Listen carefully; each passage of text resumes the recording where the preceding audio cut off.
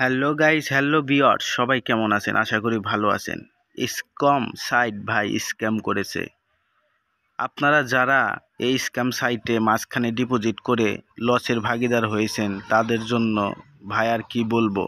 এই সাইটে সব সময় শুরুর দিকে ডিপোজিট করতে হয়। শুরুর দিকে করলে আপনারা ভালো বেনিফিট করতে পারবেন আশা করি।